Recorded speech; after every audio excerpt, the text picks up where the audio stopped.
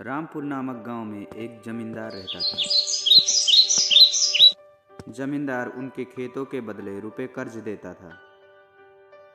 जब गांव वाले रुपए न लौटा पाते तो उनके ज़मीनें हड़प लिया करता था और उन्हीं से मजदूरी करवाया करता था। उसी गांव में एक बिरजू नाम का किसान रहता था। उसकी पत्नी बहुत बीमार रहती थी। पत्नी की बीमारी की वजह से वो भी जमींदार को अपना ज़मीन देके कर्जे में हो जाता है। बीमारी के वजह से उसकी पत्नी का एक दिन मौत हो जाता है। बिरजू बहुत परेशान रहने लगा। वो अकेला सा हो गया था। वो ना तो जमींदार के खेतों में काम करना पसंद करता था, ना ही तो जमींदार की गुलामी। जमींदार के खेत में काम ना करने की वजह से उसके दोस्त उसे देख के हंसा करते थे और वह बोलते थे कि ये एक दिन भूखा मर जाएगा। एक दिन बिरजू घर पे बैठ के सोचने लगा कि ऐसे मैं बैठा रहूँगा तो भूखा मर जाऊँगा। मुझे जिंदा रहने के लिए काम तो करना पड़ेगा। बिरजू उठकर बाजार की तरफ जाता है। कुछ ही देर में वो बाजार पहुंच जाता है। बाजार पहुंच के वो एक तरफ खड़ा हो जाता है। उसे खड़ा देखकर उसके पास एक गधे का व्यापारी आता है और बोलता है, अरे भैया, मेरे लिए कुछ काम करोगे? हाँ हाँ, क्यों नहीं मालिक, काम करने के लिए तो आया हूँ। ठीक है भाई, तुम यहीं इन गधों के पास रुको, मैं गधों के लिए घास खरीद के लेके आता हूँ। इतना कहकर व्यापारी घास खरीदने जाता है और बिरजू गधे के पास खड़ा रहता है। थोड़ी देर बाद व्यापारी बिना घास लिए बिरजू के पास लौट के आता है। व्यापारी को निराश देखकर बिरजू बोलता है, क्या हुआ मालिक, आप तो घास लेने गए थे, बिना घास लिए लौट के चले आए। क्या बताए भैया, मंडी में घास बहुत महंगा हो गया है। अब ना जाने क्या होगा इन गधों को, कैसे मैं घास खिलाऊंगा इन गधों को अब। अरे सेठ जी, मैं हूँ ना, इसमें चिंता करने की क्या बात है। मैं काट के लाऊंगा इन गधों के लिए घास। बस आपको मुझे इनमें से एक गधा देना पड़ेगा। अच्छा ठीक है, लेकिन तुम पैसे कितना लोगे?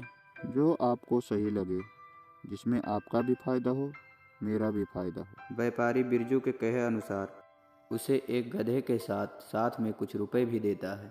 बिरजू गधे के साथ बाजार से घर के तरफ चल पड़ता है। बिरजू घर पहुंच के व्यापारी से मिले पैसे से खाना खाता है। खाना खाने के बाद वो सो जाता है। सुबह होते ही गधे को लेके जंगल की तरफ घास काटने जाता है। घास काट के वो गधे के ऊपर रख के व्यापारी के घर के तरफ जाता है। कुछ देर बाद व्यापारी के घर घास लेके बिरजू पहुंच जाता है। व्यापारी बिरजू को देख के बहुत खुश होता है और बिरजू से कहता है, ये लो आज के पैसे, कल और घास लेके आना। बिरजू व्यापारी के बात सुनकर घर की तरफ चल पड़ता है। थोड़ी देर बाद वो घर पहुंच जाता है। दूसरे दिन सुबह होते ही बिरजू फिर से घास काटने के लिए जंगल की तरफ जाता है। बिरजू घास लेके व्यापारी के घर पहुंच जाता है और व्यापारी बोलता है, अरे भाई, घासों की डिमांड तो बढ़ती जा रही है, तुम ऐसा करो और घास काटने के लिए आदमी रख लो और जितना हो सके उतना ज़्यादा घास लेके आओ। बिरजू फिर घर के तरफ चल पड़ता है और वो रास्ते में सोचने लगता है कि अब मैं और आदमी कहाँ से ढूंढूं। मेरे पास तो आदमी है नहीं, ना ही मेरे दोस्त मेरी बात सुनेंगे। इधर बाकी बिरजू के दोस्त लोग जमींदार से पीड़ित होकर बिरजू के घर आ पहुँचते हैं। इधर बिरजू भी घर पे पहुँच जाता है। बिरजू अपने दोस्तों के पास जाके पूछता है, क्या हुआ मेरे भाई, तुम लोग इतना चिंता में क्यों हो? तभी उसका दोस्त जगमोहन बोलता है, जमींदार हमें दिन भर खेतों में काम करवाता है, समय से पैसे भी नहीं देता है। हमारे बीवी बच्चे घर पे भूखे हैं।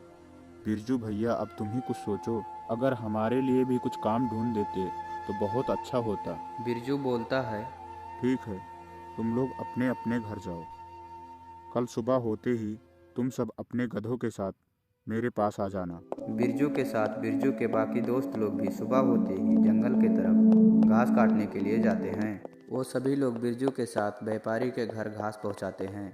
व्यापारी उन लोगों से खुश होकर उन्हें पैसे देता है। वह सभी लोग घास काटते और व्यापारी के घर पहुंचाते। ऐसा कर उन सभी का जीवन खुशी में बीतने लगा। तो दोस्तों, अगर वीडियो पसंद आए तो वीडियो को लाइक और चैनल को सब्सक्राइब करना मत भूलिएगा।